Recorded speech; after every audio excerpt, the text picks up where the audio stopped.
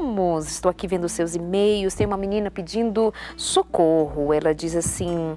É o seguinte, meu namorado quer que eu tenha relações com ele, mas sei que é errado, pois fui criada desde pequena dentro da igreja e entendo assim, mas não estou conseguindo dizer não, pois ele está insistindo muito, me ajudem.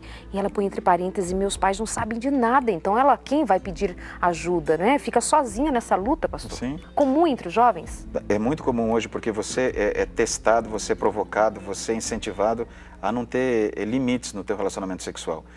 O relacionamento sexual ele tem que acontecer entre pessoas maduras dentro de um compromisso. Mas, pastor, chama a atenção de que isso esteja acontecendo entre os jovens nas igrejas. A influência de fora está sendo muito mais forte. A sociedade hoje, ela influencia muito mais rápido que antigamente devido à comunicação ser rápida. Então, a própria maneira da gente se falar, o grupo se influencia, o jovem ele anda em bando, então o grupo se influencia, principalmente aqueles que já têm determinação, ou opinião formada, influenciam os outros, e o jovem ele se sente acuado quando ele está num grupo, ou mesmo, não precisa estar presente, mas numa comunidade, começa a discutir sobre sexo. E é cobrado de que aquele que pensa na castidade, no cuidado do sexo, de se manter puro até o casamento, é uma pessoa ultrapassada. A ideia de que, por exemplo, se você tem já um compromisso com uma pessoa, não tem problema de ter relação sexual. E tem, porque as consequências emocionais, elas vão ser muito grandes para a pessoa. E até mesmo esse rapaz que está cobrando dela uma relação sexual, quem vai dizer que depois que ele tiver relação sexual, ele vai continuar com ela? O compromisso não existe com ele. E se ele a ama realmente, ele tem que se preservar e tem que respeitá-la. Você pode até não concordar, falar, não, o Marco está falando lá, mas eu acho que se eu me cuidar, se eu usar um preservativo, se eu tiver relação sexual só com uma pessoa, não vai ter nada de problema emocional, nem físico comigo, enfim. Mas existem regras, Darleide, que você pode não aceitá-las, pode não acreditar, mas elas estão ali. Eu posso não acreditar na lei da gravidade, mas ela está ali. E se eu pular de um prédio de 12 andares, eu não acredito na lei da gravidade, mas eu vou me arrebentar lá embaixo. Então, existem leis no nosso corpo, na nossa mente, que elas estão ali atuando. No momento que eu quebrar essas regras, que eu for contra essas leis, não é regras, são leis, que funcionam como funciona a minha mente, meu corpo, meu todo, eu vou ter consequências. E a palavra de Deus, ela é muito clara, quando ela fala sobre a questão de princípios, de leis. Aqui, deixa eu ler um texto para nós, Gálatas capítulo 5, fala assim, digo, porém, andai no Espírito e jamais satisfareis a concupiscência da carne. Paulo está falando aqui sobre a imoralidade, e ele diz assim, porque a carne milita contra o Espírito, e o Espírito contra a carne, porque são opostos entre si, para que não façais o que porventura seja do vosso querer. Paulo está falando assim, você tem uma guerra, é a tua vontade, a tua natureza, aquilo que você acha que tem que fazer e aquilo que é o princípio de vida, a lei que rege o teu corpo, a lei que rege a tua emoção, e aquilo vai estar ali. Então, a você compete a definir o que você quer. E ele termina dizendo aqui, e os que são de Cristo Jesus crucificaram a carne com as suas paixões e concupiscências. Então, você tem vontade. Você tem vontade. Por exemplo, eu vim agora das férias, percebi que eu precisava acelerar meus exercícios porque eu tinha aumentado de peso.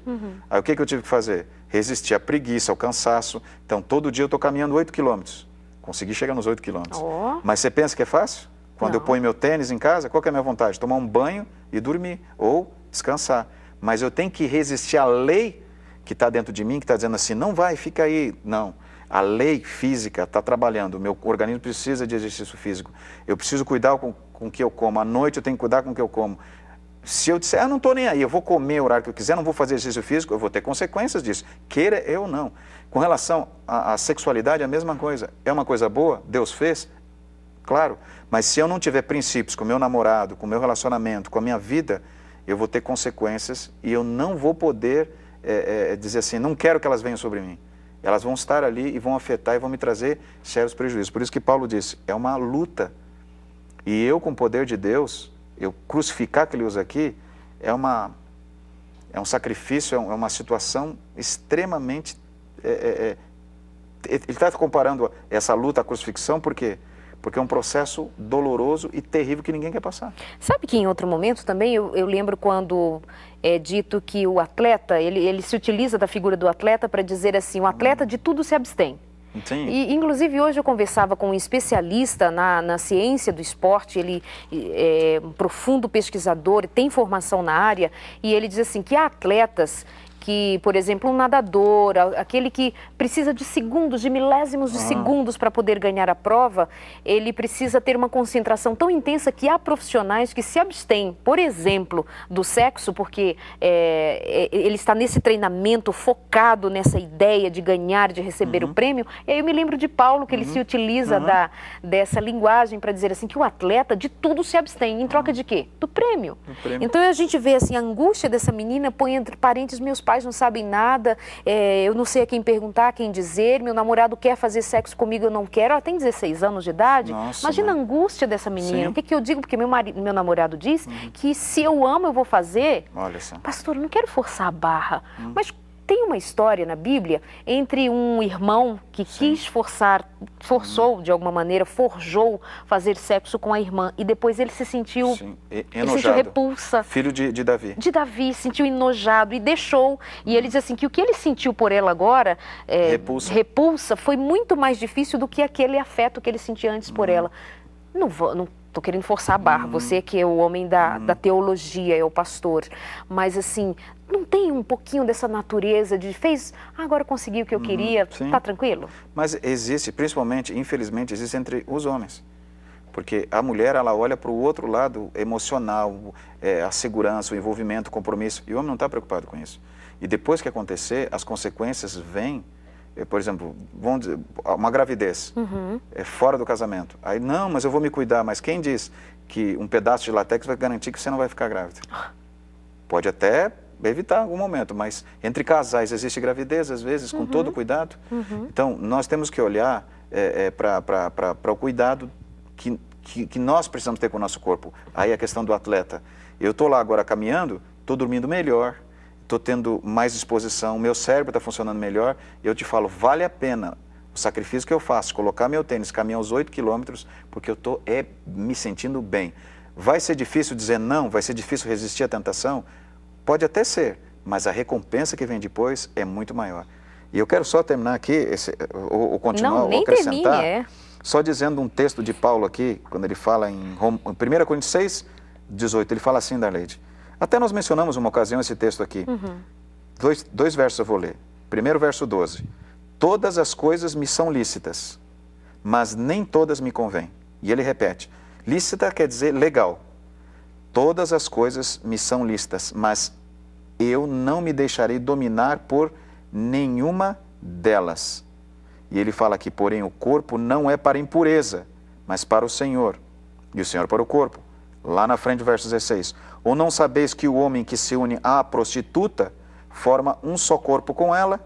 Porque, como você disse, serão uma só carne. Então, você se unir a outra pessoa, não tem dizer, não, cada um sabe, minha cabeça é aberta, pô, a gente é moderno. Não, é um só corpo e acabou. É a lei emocional e física, é um só corpo. Por isso que Deus diz assim, vai fazer isso só no casamento, por quê? Porque precisa ter emocionalmente preparo, fisicamente preparo, financeiramente preparo, estabilidade estrutural para os dois se adaptarem, então, faz no casamento. Aí ele termina dizendo aqui, fugir da impureza.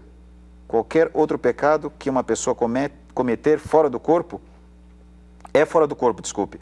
Mas aquele, ele termina dizendo, que pratica a imoralidade, peca contra o próprio corpo. E a imoralidade aqui que Paulo usa, o grego dele quer dizer assim, sexo fora do casamento, é fornicação, é sem a bênção de Deus, é sem compromisso, é apenas para satisfazer a carne que ele fala lá em cima, a vontade da natureza que ele fala antes ali também. É só isso. Então, no contexto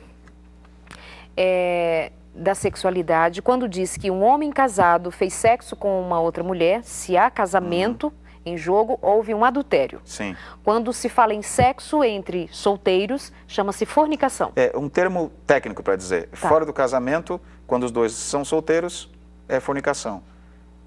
Quando existe um dos dois é casado, é adultério. E a fornicação, o sexo entre jovens ou solteiros, não tem aprovação da palavra de Deus. E nessa palavra de Paulo, ele chama isso de imoralidade. Impureza e imoralidade. Ele usa aqui, impureza e imoralidade. Fugir disso. Porque era o que se praticava naquele tempo em Corinto e em Roma. Inclusive, isso era visto como algo assim normal. Eles viviam os prazeres, né? Que nós já falamos aqui sobre a questão, se o prazer te dá felicidade, viva o prazer. Né? Já era assim naquela época. E o que te dá prazer? Sexo dá prazer? Então faça com quem você quiser. Com abóbora, então vai lá. Faça. Comer, então coma. Então geralmente as festas eram movidas a muita comida durante vários dias e muita orgia. Por quê? Porque isso traz prazer. Só que no final, é claro, as consequências vinham. Ai, ai. Paz do são Senhor. leis que a gente não pode dizer assim, não quero saber, ela não vai. Ela está ali, está batendo na tua porta. Você abriu a porta, ela entra e fala, e amiguinho, agora eu vim cobrar a minha conta. É verdade. Não, agora é tarde, eu vim cobrar minha conta. Paz do Senhor, Darleide, que Deus continue te iluminando, parabéns pelo novo visual. Você percebeu o novo visual? Tô deixando meu cabelinho crescer. Então tá, não vou dizer seu nome, posso falar, né? Foi o Otávio, ele diz, Barra das Garças, ele diz, eu estava tão órfão do Sem Tabus e o consultório, pois aqui ficamos sem o sinal, e é tão ruim ficar sem a Novo Tempo. Você tem me ajudado muito, tenho 31 anos, sou da Assembleia de Deus e agradeço muito a Deus pelos seus programas. Sem eles, nem sei que estaria casado ainda. Olha que Amém. Testemunho. Deus seja louvado. Casamento de quase 3 anos, e aí Deus tem me ajudado muito. Que Deus abençoe você, meu amado, que a graça do Senhor seja sobre você, sua esposa querida, que vocês sejam visitados pelo Espírito Santo, conduzindo a vida de vocês. Casamento não é fácil, porque nós estamos, a convivência entre duas pessoas completamente diferentes, com histórias diferentes, e agora elas comungam de um só caminho, numa só direção. Então há divergência, sim. Um tempo pequeno de casamento, mas vai aprendendo, vai crescendo como homem, como servo de Deus, e aí você vai ser cada vez mais servo, mais marido, mais amado, mais amante. Deus abençoe vocês, viu? Obrigada. E ele é jornalista. Muito bom ter a participação de vocês aqui. A menina pergunta assim, por que os meninos insistem tanto em ter relações sexuais antes do tempo? É para fazer a diferença no grupo de amigos e sair contando as gracinhas? Eu bem que devia perguntar a um dos meninos aqui, eu tenho 2 solteirinhos, mas eles estão sem microfones, não vão querer se expor, né, Moranguinho? Então tá bom. Por que será, pastor? Fala baseado em pesquisas, para eu não ter que tomar aqui a fala desses meninos? A questão relacional, ela tem necessidade de ser avaliada dentro do gênero também, né? O homem tem a sua maneira de pensar, a sua maneira de ver, a mulher a sua maneira de ver, a sua maneira de pensar. Até para o ato sexual, nós já falamos aqui em outro programa sobre a questão do noivado, o preparo, a lua de mel. Quer dizer, o homem está preparado para o sexo em questão de segundos. Deus o fez assim.